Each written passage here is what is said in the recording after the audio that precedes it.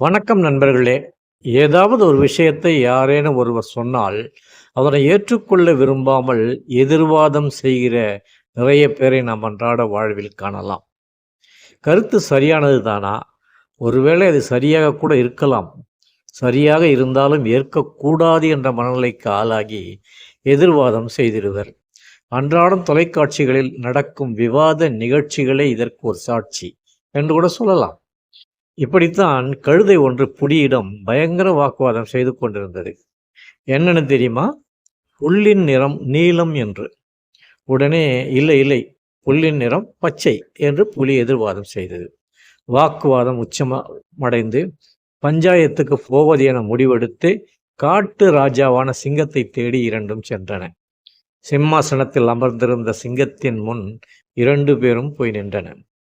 ராஜா, புல்லின் நிறம் நீலம்தானே என்று கழுதை கேட்டது. சிங்கமும் ஆமாம் என்றது. நான் சொன்னால் புலி கேட்க மறுத்து என்னை எரிச்சல் ஊட்டுகிறது. தயவு செய்து அதற்கு தண்டனை கொடுங்க ராஜா என்று கழுதை சொன்னது. புலிக்கு 5 ஆண்டுகள் மௌன தண்டனை என சிங்கம் அறிவித்தது.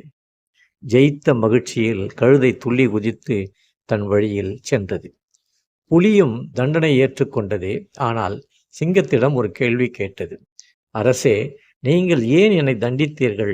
எல்லா இடங்களிலும் புல் பச்சையாகத்தானே இருக்கிறது என்று. சிங்கமும் உண்மைதான் என்று பதிலளித்தது. அப்படியானால் ஏன் என்னை தண்டித்தீர்கள் என்று புலி கேட்டது. புல்லின் நிறம் நீளமா பச்சையா என்பதல்ல இங்கு பிரச்சனை.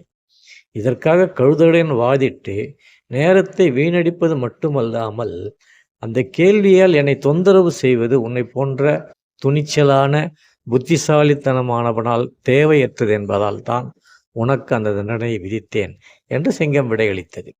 புலி அமைதியாக சென்றது.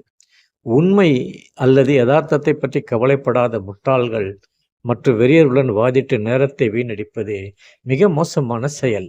எவ்வளவோ ஆதாரங்களை நாம் முன்வைத்தாலும் புரிந்து கொள்ளும் திறன் இல்லாதவர்களுடன் அர்த்தமற்ற வகையில் விவாதங்களில் ஈடுபட்டு பொன்னான நேரத்தை வீணடிப்பதில் எவ்வித பயனும் இல்லை.